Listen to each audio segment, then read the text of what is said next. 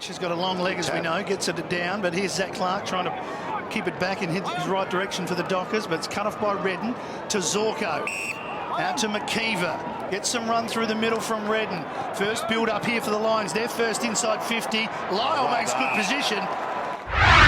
Well, the focus for us coming in was obviously we needed to improve some of our defensive actions. So I thought we did that fairly well for most of the game. We suffered a few defensive lapses here or there that cost us goals. So it was good to be able to just sort of see our guys really hitting in hard and, you know, presenting themselves at a contest and working hard in defence and, you know, making it hard for the opposition.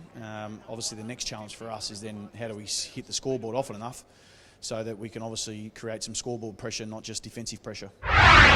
Well, it was certainly good to be able to see, I think the stat was 11 under 50 games, so I think that was around about the mark. But look, there's always an expectation when you come into our team that there's certain things that need to be able to get done, and certainly our work rate has been a little bit off, regardless of who that's been, and that's the first thing that need to be put on the right track.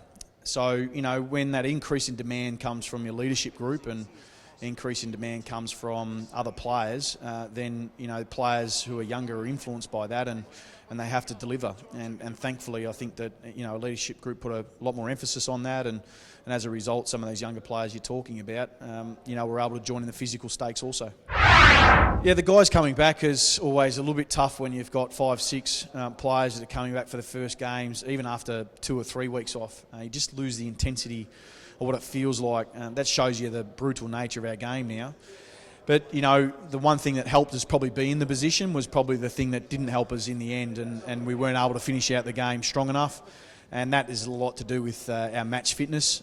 So, you know, the focus for us is to settle the team down and make sure guys get familiar with positions, and so that when they go out there, they build those relationships once again, and also the fitness required to finish out an AFL game. Well, we're always mindful of the opposition, but certainly from our perspective, we've chosen to focus a fair bit more on us and what we need to be able to get done. There's still a lot that we need to work on. There's still a lot of our players that need developing in certain areas, whether that's skill work or contested ball or, you know, understanding our team system. So, you know, at this present stage, while we're always mindful of the opposition, we'll educate our players to make sure they're prepared in that area.